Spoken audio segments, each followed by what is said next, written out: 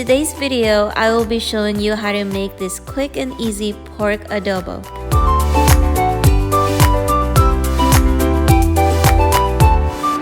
Once the oil is hot, add your garlic and cook until lightly brown.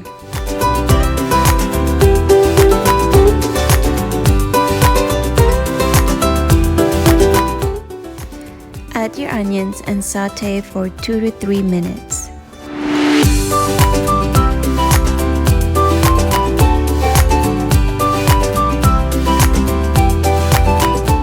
Then add your pork and cook until lightly brown.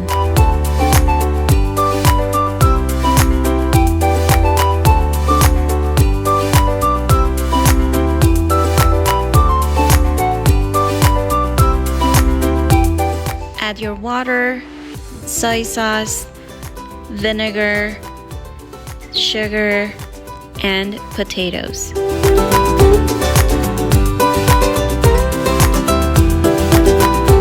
Don't forget to add your bay leaves.